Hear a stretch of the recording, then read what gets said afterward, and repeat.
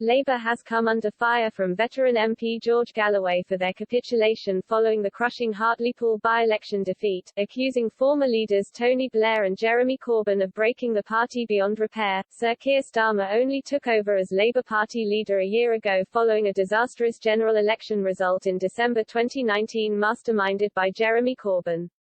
But just a year into the job, he is facing a huge backlash from within Labour after the party suffered an embarrassing defeat in the Hartlepool by-election.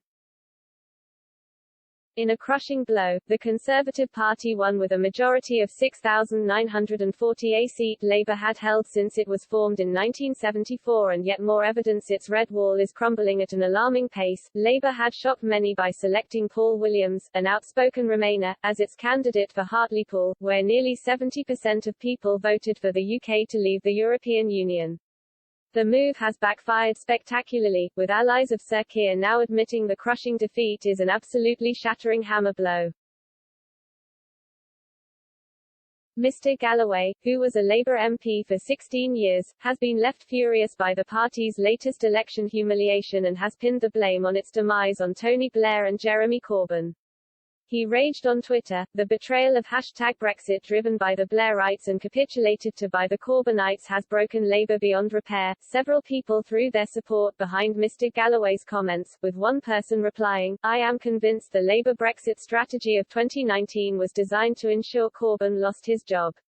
There is no other rational explanation. The trouble is, I don't think they factored in just how much lasting damage it would do to their party." A second Twitter user commented, "Labour is like a racehorse with a broken leg trying to finish a race it can't win with a bad jockey. The horse knows itself it bolted before the race even started." Another person added, "So very true, George. Back in 2019 I said non-stop that it was political suicide to force a second referendum, but as usual they resorted to name-calling and saying how wrong we were. Well, it is they who are wrong, and it is they who have killed off the Labour Party." Labour famously flip-flopped on its Brexit position, regularly changing its stance before Sir Keir finally admitted a short time into his membership the party's hopes of reversing the departure from the EU were over.